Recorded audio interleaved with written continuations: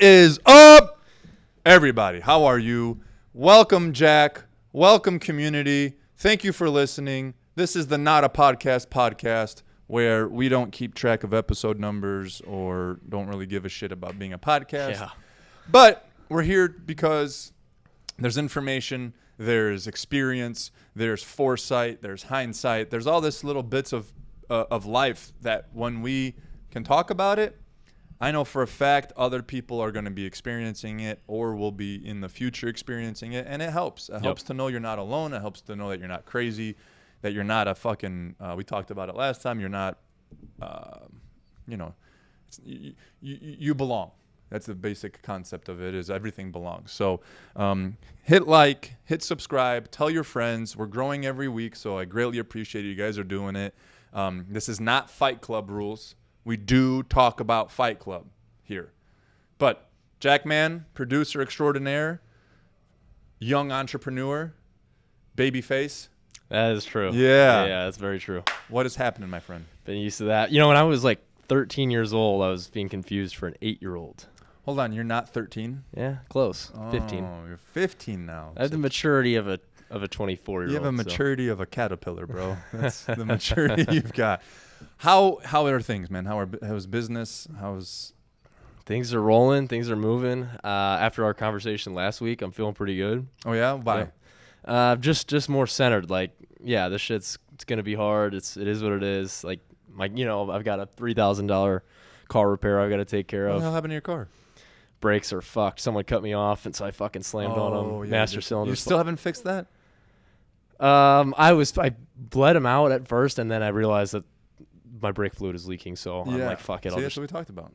You know, at point though that fluid's gone, you're not gonna be able to stop. Right. So it's in the shop now. Okay, Yeah. good. No, it's in the shop. Do not drive behind Jack. That's not a good idea. Or in front of me. Or in front, or anywhere around you. But you can't, like, I'm realizing, like, you can't get me down with these things. Like, I don't, who gives a fuck? Like, it's gonna happen. What's It the is going to alternative, happen. Tell me a point in your life where nothing was fucked up.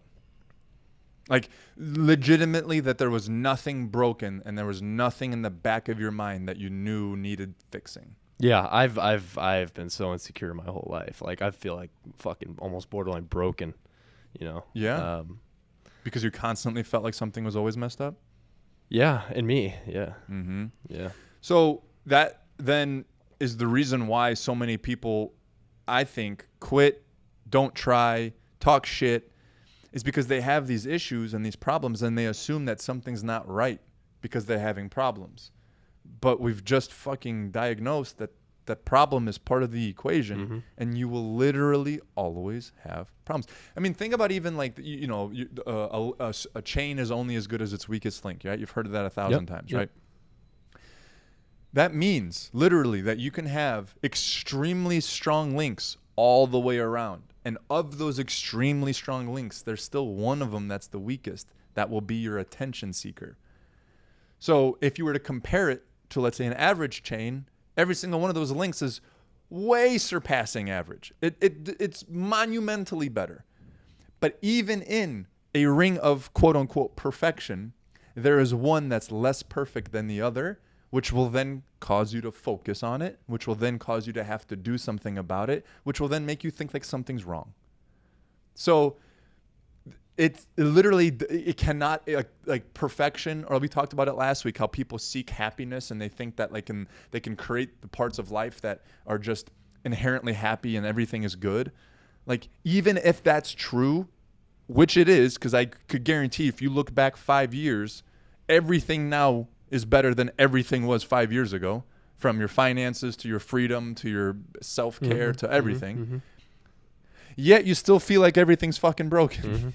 So how can both of those be true? Well, it's because I will look at everything that I have and I will find the weakest part of whatever it is that I have, and that will be what I will work on. And I will always have that for the rest of my life, which is why it's very important that once you realize that you then look at the other side of the coin and you're very aware and honest with what does work and what is good. You can even say that my problems are good problems. You know what I mean? So when my car breaks down and you have the funds to fix it, they go, okay, I have a problem, but it's a good problem. You know, it's because I have a car that can break, right? If I didn't have a car, I wouldn't have this problem. But then you'd have a lot of bigger problems, you know? So, yeah, I think that was actually a really big kind of realization that I had a couple years back about like the persistence of problems and how that's not something you will ever escape, no matter what.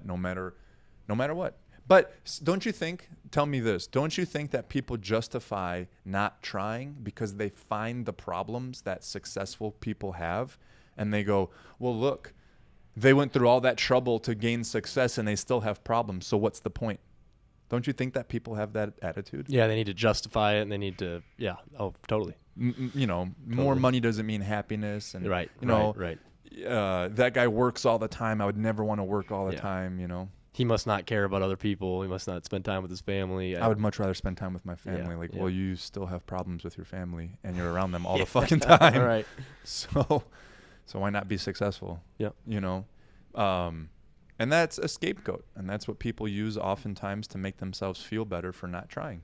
And instead, I think that's why society has gone the way it's gone, unfortunately, is we've made it a much bigger point to make people feel good for not trying than to make them feel bad for not trying.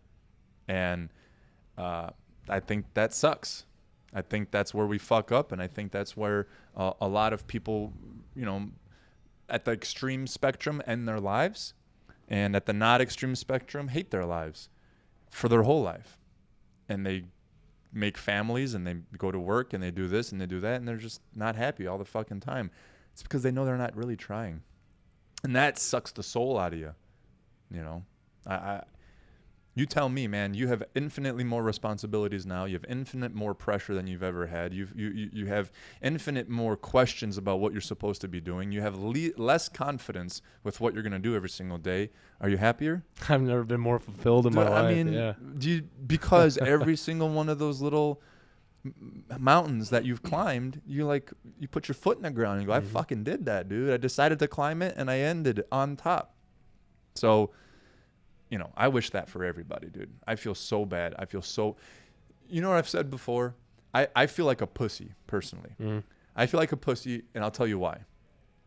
Because there's people out there that are able to go to a fucking office job that they hate from 9 in the morning to 5 at night every day for 30 years. And they just get up and they go and they hate it 8 hours a day, every day. And then they get home and they do it over, and I couldn't do it. Do you actually feel that? I feel like a pussy because we just talked about it. You're happier than you've ever been, right? So to do tough things, if you think about being tough and hard, you have to do things you don't want to do, right? To push past problems and challenges. The biggest problem I would ever find in my life is if I had to go to a job I didn't like for 8 hours a day and force myself to do it. When I didn't believe in it, I didn't want to do it, I didn't see an end. Don't you find that takes a lot of... Like, I get it. I see both sides. If it's fear holding them back, is it necessarily toughness then? I know, man. I battle with that too, right? Because they're there because they're afraid to do anything else. They're stuck. They're not happy about it. But like...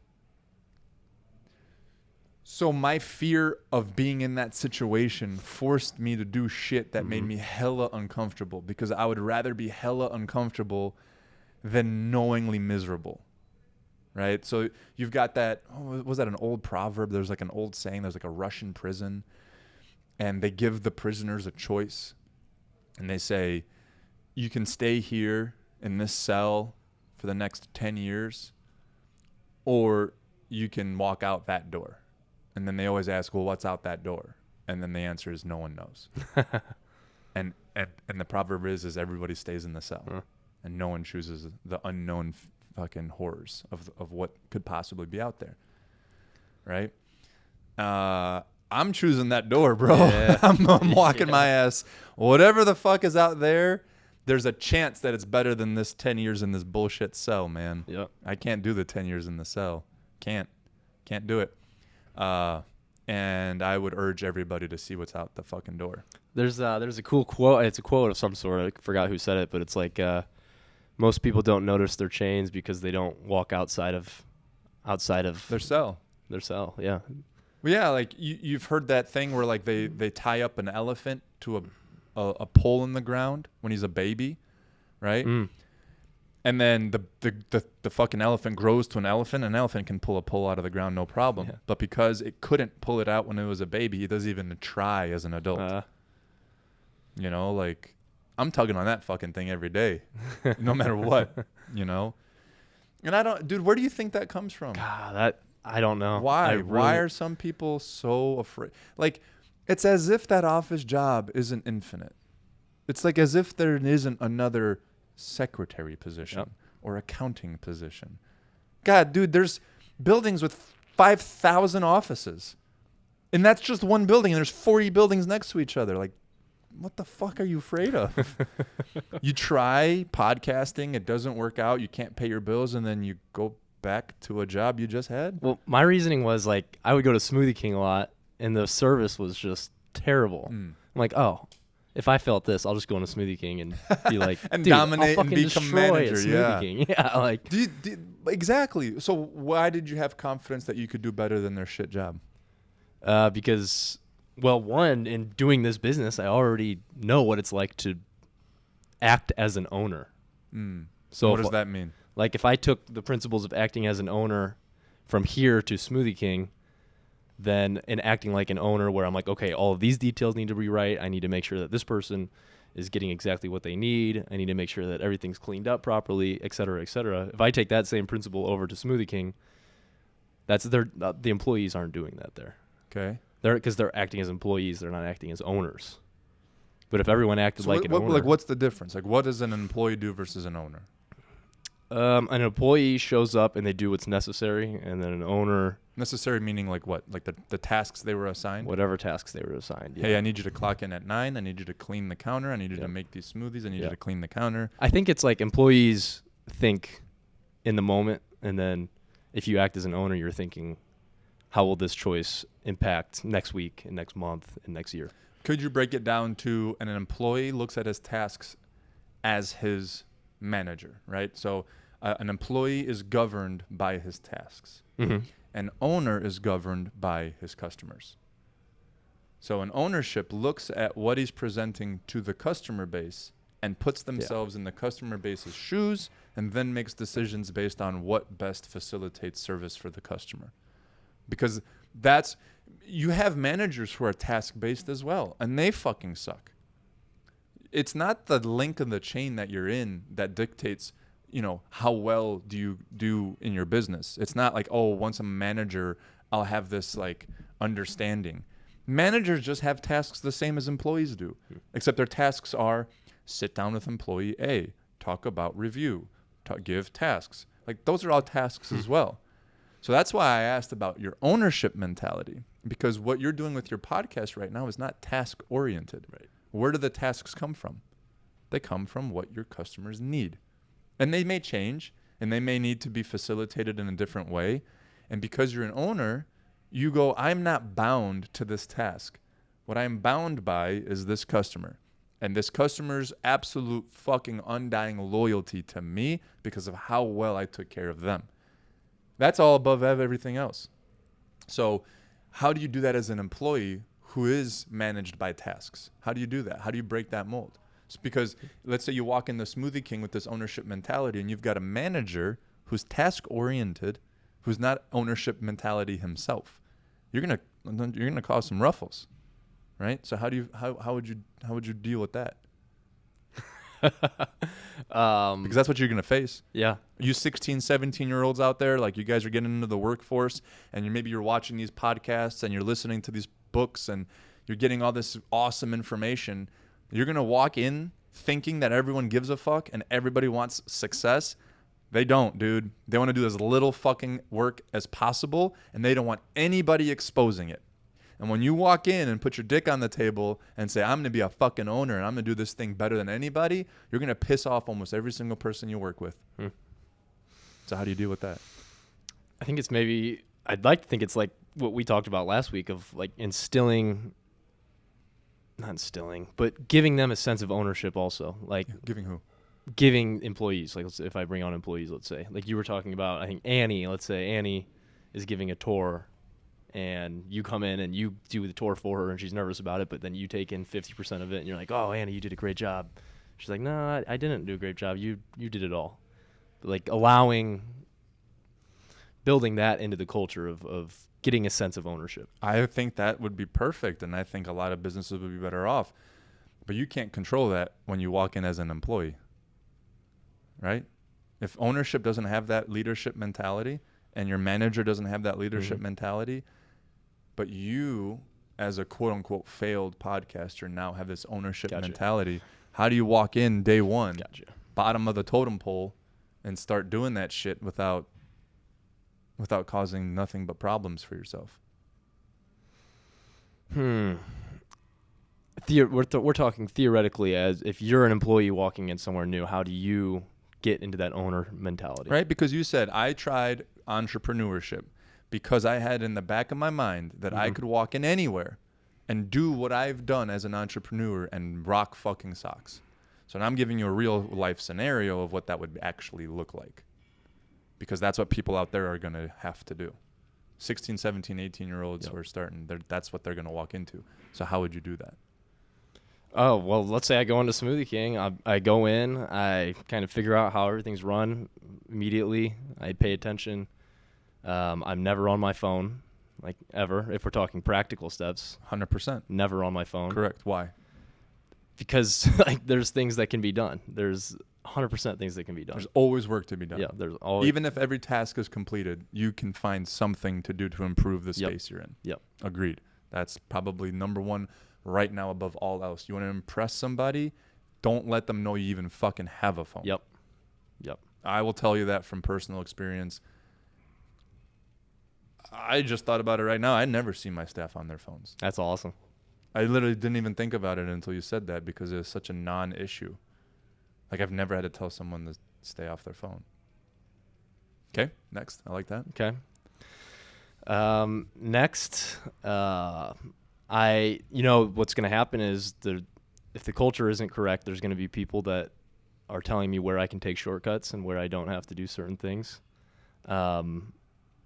You have to ignore that. Like, you have to be strong in your foundation that, okay, these people, they have a certain type of culture. If it's the wrong type of culture, they're going to impose it on me. And being able to discern which is the correct type of culture and which is the wrong type of culture. What if it's the manager saying that this is where you can cut corners? Like, even if it's the manager, you can't do it. But it's hard because if, there's scenarios where the manager's like, well, why do you keep doing this even though I told you don't have to do that? And you say, because I want to be the best there's ever been in the history of life. Yeah, that's right. Yeah, that's right. Right? That's right. And what happens? You get fired. Yeah. Okay? Then what? Then you go and do that exact same thing in the next place.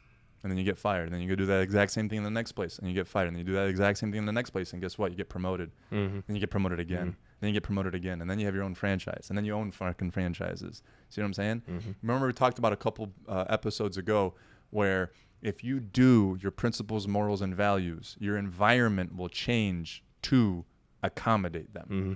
And sometimes it looks like, quote unquote, losing something. It looks like getting fired. It looks like saying no. It looks like saying get out of here. It looks like move. It looks like no. Until it goes to yes. And once it gets yes, it blooms and grows and vines and fucking fruits. And all of a sudden you go, holy shit, the same thing that's caused me 4 grieves in a row just caused all of my success. Yeah. Because I believed in doing a good job. And that's how you have to go about it. So again, if you go to a bullshit job, I'll say bullshit. But if you go to a job and you do what you think would be the best thing a person could possibly do, and you get fired, that's a blessing. Right? If you get fired again, blessing. If you get fired again, blessing. As long as you don't skimp on your shit and you don't let your standards fall, all life is doing is putting the bad things out of your way and putting the right thing in front of you eventually.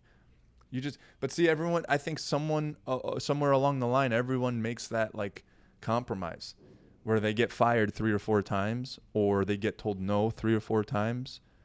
And then they're like, okay, I got to do something different because I can't keep getting told no. I can't keep being fired. Yeah. Where I think the really highly successful people, and when I say successful, I mean truly like content, happy, calm, peaceful, aggressively patient, financially wealthy people, I think they're just willing to just sit through all of those growth spurts until it actually pops off. And I think if you ask a lot of people who you can admire or are doing something you'd like to do, they'd probably tell you a similar story where, things just started working really well. It's not that they necessarily tried something completely different if they were doing things in line with their principles, morals, and values, right? If you kept high standards no matter where you went, that can't end poorly. It just can't. Being a good human doesn't end poorly. You know what I'm saying? As long as you are using your two fucking hands to do something about it. Again, I think people justify because they see the nice guy. We talked about the nice guy. I used another analogy so that people could get off the sexual part. Here's another analogy for why nice guys finish last. Have you been to Africa? No. Okay, what's in Africa? Fuckload of dangerous ass animals, right? You go to the Sahara, there's 80% of the wildlife can absolutely obliterate you, right? But you want to see them. It'd be really cool. Be bucket list situation where you're out there and you're fucking looking at a lion and all that stuff. You get off the plane, Mozambique, and you fucking meet your tour guide.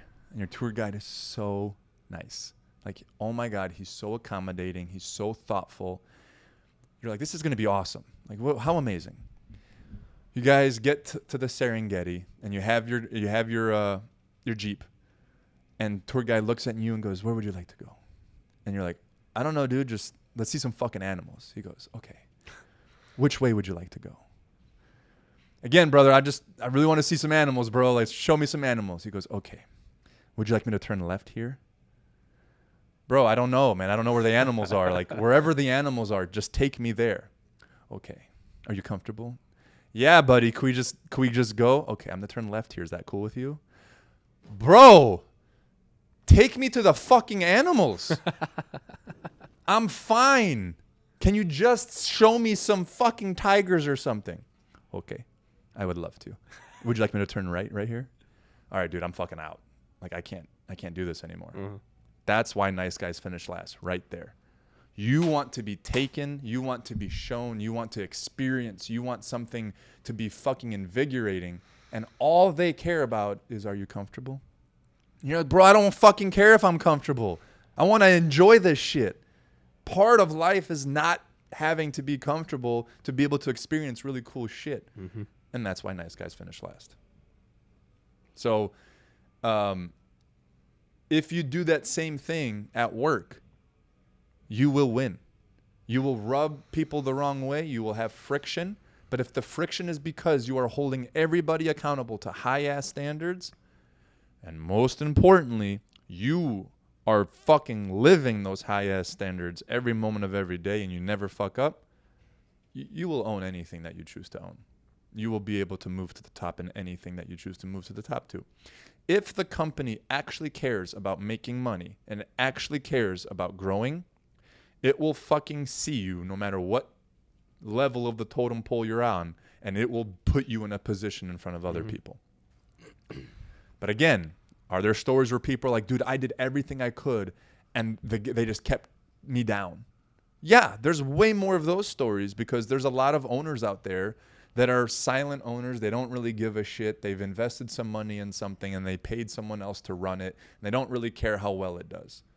So in those scenarios, if you work your ass off and try to do the best you can, there might not be anybody at the top that actually cares, which again, then you'll probably get fired because you're going to be rubbing everybody the wrong way because you're around a bunch of people who don't care and they're going to hate you for trying. Every sports team in the history of life had the kid who tries too hard at practice. And that kid is the coach's fucking favorite. But everybody in that team hates that motherfucking kid. Ah, that is sad. In school, like the kid that wants to learn, that's asking the questions. Dork. Brown nose. Fucking nerd. Yeah. Shut up, dude. Teacher, you didn't check our homework from yesterday. Fuck that kid. I didn't do the fucking homework, and we were going to get by, but this asshole fucking brought it up. He kept me accountable. If you were to go back to school right now, would you be a better student than Oh you my were, God. or worse? Yeah. Okay. Amazing thing to ask. Do I find it important to have completed school? No. I don't find it important to have completed school. But one of the greatest lessons that I've learned in life is whatever that you're going to do it as good as you can possibly do it, no matter what. Even if who you're doing it for may not, quote unquote, deserve your best, you're not doing it for anybody else. You're doing it for yourself. So had I had this experience and then restarted school, yeah, dude, I'd be a much better fucking student. Like, tremendously better. I still wouldn't do anything with the education, but I don't ever want my name associated with half-ass effort or half-ass work or anything other than exceptionalism. That's it. And I think that is a maturity that comes over time. Some people get it early, some people get it late. You get to the point where like everything matters to you. Like what you do matters. And along the way, some things may matter more, some things may matter less, that's for sure. But yes, knowing what I know now and appreciating what I appreciate now, like I appreciate those fucking, well, yeah, it's hard to say, to be honest with you, because we're being very honest, we're being very transparent. Some of those kids were that way not because they wanted to be the best, but because they knew how to manipulate people in a way that got them what they wanted, right? So the brown nosers, I know plenty of brown nosers that weren't good students, but being on the teacher's good side usually ended well for them. They were too big of a pussy to, you know what I'm saying? Mm-hmm. So if we're really breaking that question down, I'm not 100% sure. I know that I would try to make sure that I put my best effort into whatever I did. But to say that I would be like, you know, a goody-goody front row type of person, maybe. Maybe. I know I wouldn't cause as much. Dude, I was a shit student. All I gave a shit about is entertaining other people. That's all I, dude, that's all I did. I try to make everybody laugh. I didn't believe in myself educationally, so I had to use my charisma to try to get myself through school. And it did. That's me too. Yeah. You know? The teachers loved me even though I was like a fucking asshole. Like, it was just... You figure it out, dude. You figure out what life requires from you to get from where you are to where you think you need to go. And I knew I didn't need A's. I just needed to pass. And I had no problem passing without doing any work whatsoever. You know? Which is also a big failure of our education system. How would you redesign the education system right now if you could? Oh shit. Well, it's actually a big thing that I'm trying to do, believe it or not, with Project Power and everything, is I've always had it a goal, a dream of mine is to own a school. Like I want to change the education system. And because I think so much of our education system is built on history, right? So even like, you know, math and science, and it teaches all these facts that are current knowledge. And if you go through the decades, they've had to revamp entire curriculums because they've disproven shit that used to be taught in schools as facts. And that just happens years after years after years after years. The education system teaches, you know, Christopher Columbus during these decades, and then it teaches Sacagawea. You know, it doesn't stay consistent. And I think there's so much wasted time learning about historical things or facts that don't stand the test of time that maybe we could do a little bit of less of that and do more of the things necessary to make common sense decisions in your life. That's ultimately where like our education system is supposed to set up for success, is you have to know the basics of reading, writing, and arithmetic. You need to know the basics of how to add, how to subtract. You have to know the basics of the mathematical things necessary for a common life. You also have to know the basics of of grammar and how to read and how to absorb information from the reading, right? Learning about old school literature and then trying to decipher the meaning behind this book or that. Does it have higher brow potential for learning? Yes. Is it essential for you to be able to explore your inner understandings of self? No, I don't think that you have to learn those things. Being exposed to little bits of culture with Shakespeare and this and that, I get it. But having such a giant emphasis on things that ultimately are just memorized facts that ultimately are going to get disproven anyway, because every fucking decade we uncover new evidence for things that we used to believe were true that are no longer true.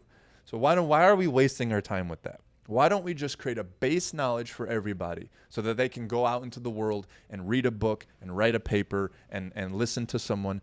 And then why don't we do more internal work where we get really, really in tune with how to handle your fucking emotions, how to persevere, how to create discipline, how to create understanding of determination, how to create open-mindedness, how to create a way to actually listen to another human being and absorb their information without being offended. How can we... There's a large part of the education system that could create a human being capable of then exploring on their own. So arguably, everything you just said should be the parents' responsibility. Yes or no? Like, Okay. to what degree do we make the education system responsible for our children in raising them? Yeah, so if you're going to send a kid away for that many hours every single day, you're going to have to split the responsibility with the parent. The parent obviously needs to teach. So parenting, right? Parenting is where I believe,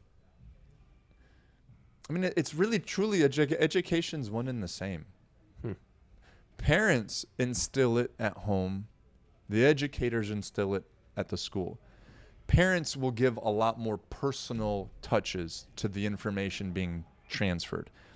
Family traditions, family understandings, it's going to be a much more intimate conversation with your child while upholding the same standards. The education system should give the environment for the kid to explore themselves enough so that when it's time to make life-altering decisions, they have enough information about themselves that they know what they should or shouldn't be doing.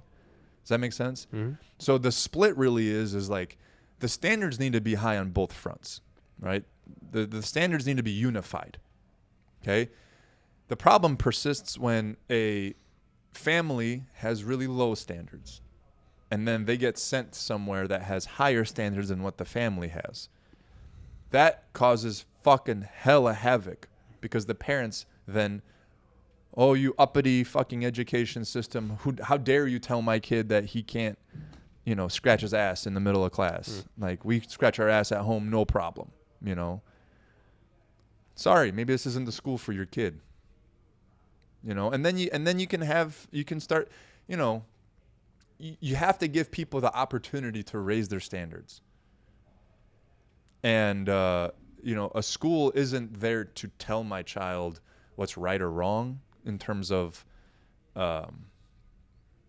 politically, any of that type of shit. That's a at-home matter.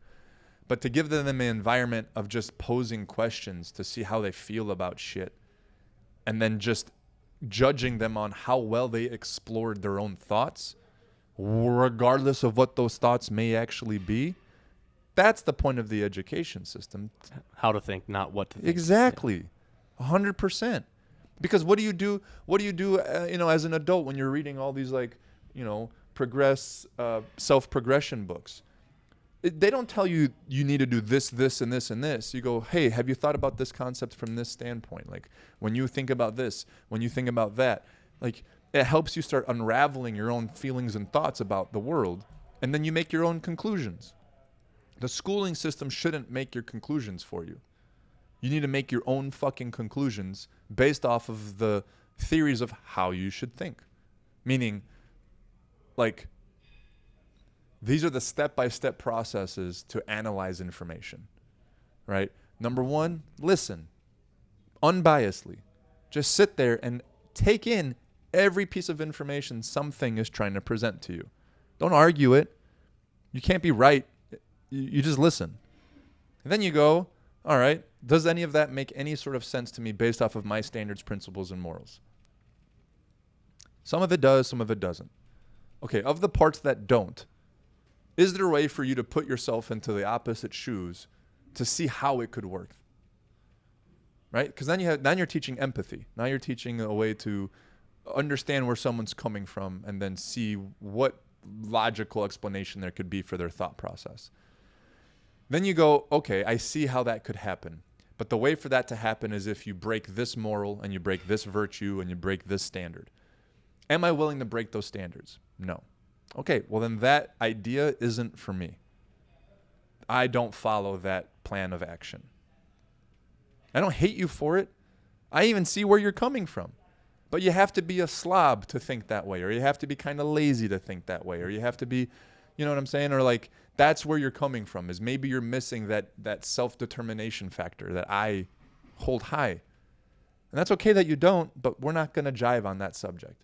We're not going to agree, which is okay, which is nothing wrong, because we're probably going to agree on 90% of other shit that we talk about. You know? Has that ever been fucking taught ever? That little simple process of conversation? I doubt it. It wasn't taught when I was a fucking student. That's for damn sure. You know. Did you go to public school? Yeah. Public school out in north suburbs of Chicago. You know. Dude, I mean, one of the most common things you ever hear in a classroom is, when the hell are we ever going to need to know this? Yeah. Right? I was saying that over and over and over and over. And, you know, and their answer to that is it's not about learning this. It's about learning how to learn. Yeah. Right? We're teaching you shit, and you have to learn how to learn it. Bro, how many years of that do you need to learn how to learn? Pretty sure that could be a single fucking class of this is how you learn. Yeah. Moving on. Oh, God. Math, like the biggest thing I've ever heard from math, well, it teaches you problem-solving skills. Like, there aren't other ways to learn problem-solving skills? It doesn't, because this is so unrelatable of a problem-solving skill. Yeah. Right? Substitution method, Pythagorean theorems, like, that is not how I deduce whether this person's a liar or not. Yeah, right. You know? Right. Whether I'm being cheated at work. Like, I don't do a fucking X equals equation to learn if I'm being fucking manipulated poorly. Yeah, right. You know what I'm saying? I shit you not, I have a probably fourth grade education in math. Yeah. I'm probably not exaggerating in that. I think when you graduated, you probably had an on level, and just like the rest of society, every year you're removed from that, you probably drop a level.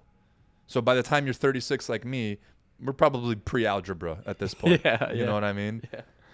Can I recognize what it is? Yes. Can I be left alone to my own devices to solve it? Probably not.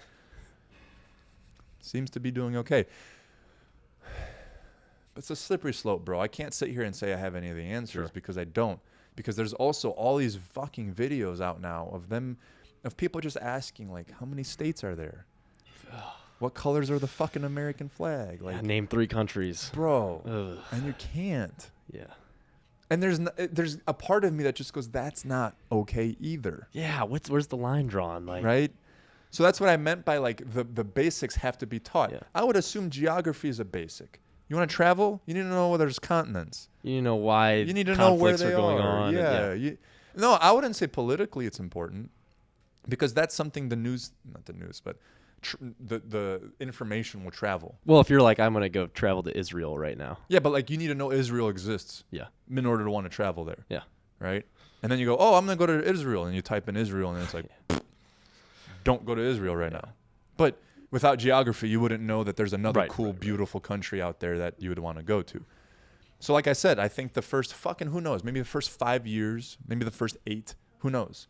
Maybe the first whatever years of schooling should be pretty close to what they are, right? You learn your shapes, your colors, your fucking numbers, your alphabet. You learn basic grammar, basic math, basic geography, this is how the United States fucking, Capitol building works, Those basics.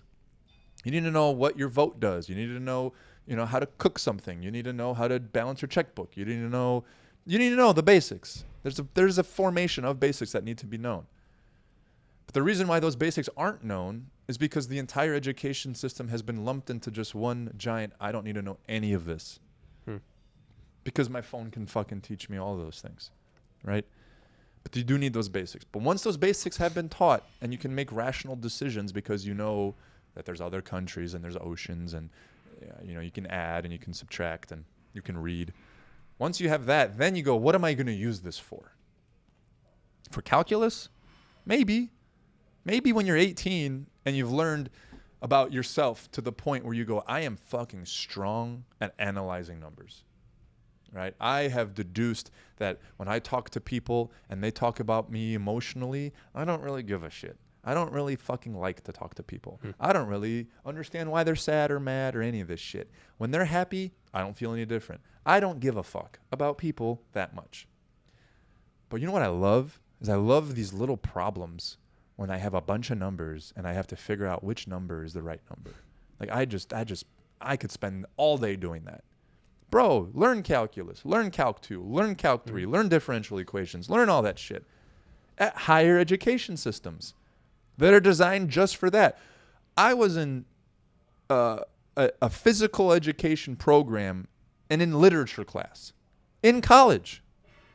What is the fucking point of teaching Hamlet again for the 5th time in college when I'm in a physical education degree?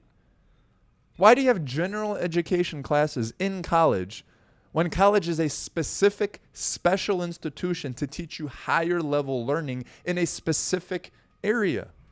What is the fucking point? Dude, it's a fucking cash grab that you can't say no to because so many employers won't fucking talk to you unless you have a college degree. Mm-hmm. Tell me how. Tell me how I can be a mechanical engineer and have to learn Hamlet in college. That make no fucking sense. When I got my sales job, the question I asked them was pretty much that. It's like, how do you think can you describe to me how I'm going to do better for this company had I had a college degree versus had I not? Because you didn't have one. I didn't have one, right? And they said what? They didn't have an answer for it. Of course they did. And then I got hired. What am I going to be missing without my college degree? Tell me. Was there a sales class in college?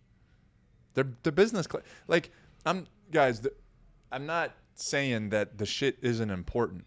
I'm saying the percentage of time wasted and money wasted is much too fucking high. I'm sure that 12 years of elementary, middle, high school could be condensed to a fucking 8-year education of totally facts. Totally. Right. Well, so sorry to cut you off. Good. Well, when homeschools or kids are homeschooled, they might spend 3 hours. It takes them 3 hours to do what it takes 8 hours to do for a lot of kids. Tell me how an office building works.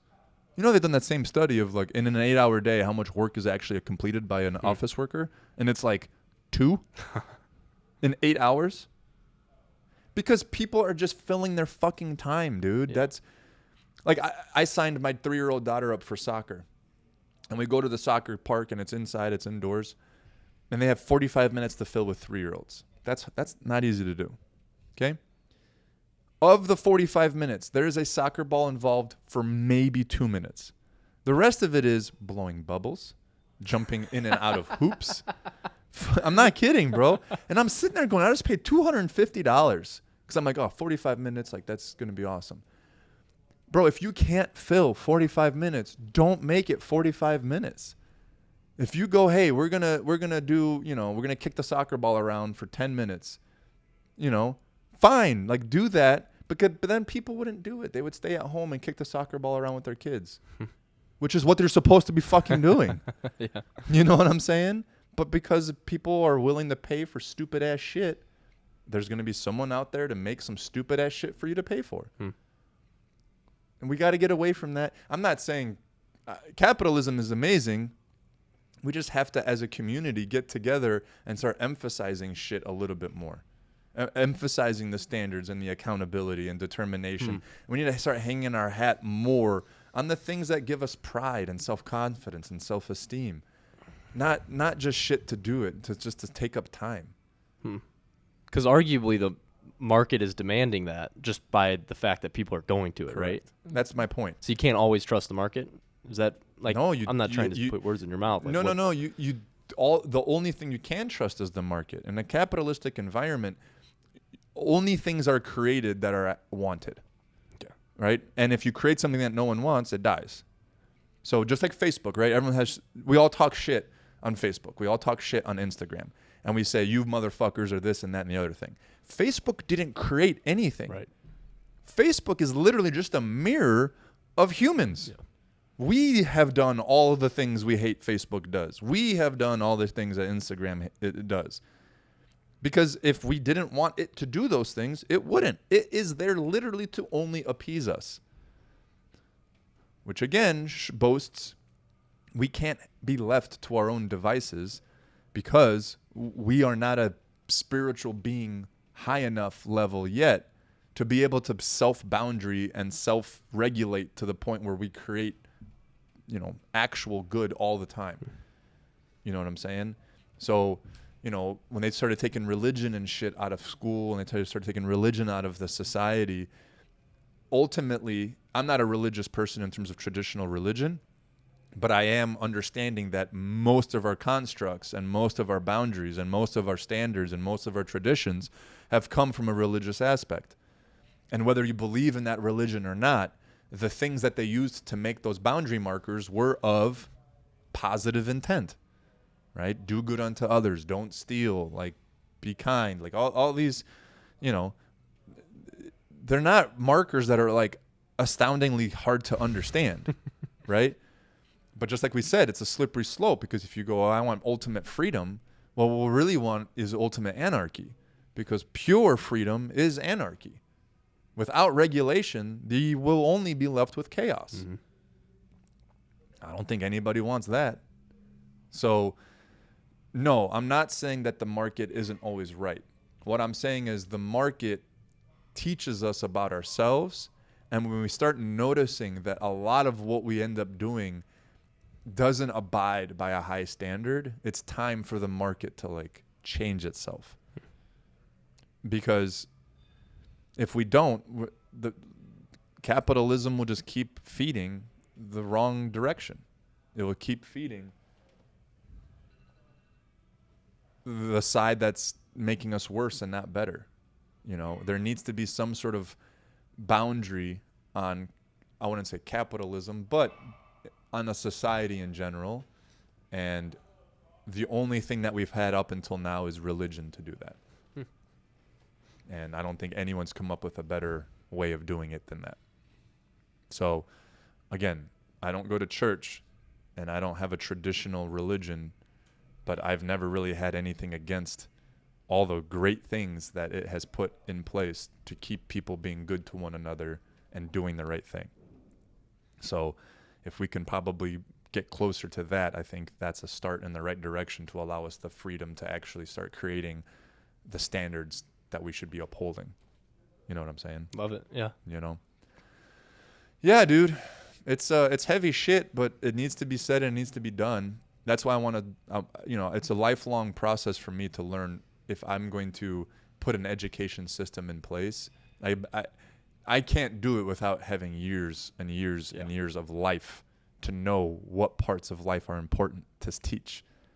That's one of the hardest things about being like a 22-year-old life coach. Yeah. Do you have great subject matter? Sure. Do you have great analogies? Yes. Can you get basic concepts? Sure. But until you've physically worked yourself through the concepts you understand, you don't understand them. I could recite all the same shit when I was 23 years old, and I thought I knew fucking everything there was to know at 23 years old. And since 23 years old, I have physically lived through a lot of the concepts that I knew about. And they held true, quote unquote, but they did not go the way I thought they would go. They did not look the way I thought they would look. They did not feel the way I thought they would feel. And bro, until you've done that, until you've done something, until you have that experience, you can't say shit. You shouldn't say shit. So when there's a 22-year-old that says we shouldn't do the Pledge of Allegiance, because it's demeaning or whatever the fuck they talk about, bro, you don't got shit to stand on, So there's a sweet spot, I think, age-wise, where you have enough experience, but you also have enough energy left to enforce the shit. Because as we can see right now, if you put a really old bastard in a very high position, that's not fucking good either. Because although he might have a lot of life experience, that dude don't give a fuck about anything. He doesn't have enough energy to care. So, yes, you need enough life experience to have an understanding of life, but you need to be young enough to actually do something about it. So, hence the plug Project Power Gym. That's this is why right, you need man. to be healthy. That's right, dude. And this may be for next week, but like one of the coolest things that I think about is like I've wanted this for a really long time. But if you gave me this 10 years ago, I would have fucked it all up. Yep. I would have completely destroyed the concept, dude. It wouldn't be what it is. So, yeah, if you want something and you don't have it yet, it's because you're not ready. Yeah. That's how I feel like looking even back at like romantic relationships. you know? Everything. Like girls that maybe I'm like, oh, I would love to make this person my wife or something, but You weren't 5 ready. years ago I was not ready, man. You would fuck that up. I would fuck it up. 100%, sure. dude. And if you can stay very like centered with that and grounded with that understanding, you're left with the feeling instead of I'm going without, you're left with the feeling that says I have more to learn. And that's an action type of sensation, right? It makes you take action. There's Ed. There's my client. He's walking in. Sweet. Yeah. So, if you don't have it and you want it, it's because you're not ready yet and you got more work to do. So, step 1 is go do the work. Fuck yeah. Don't be a pussy. We love consent. Peace!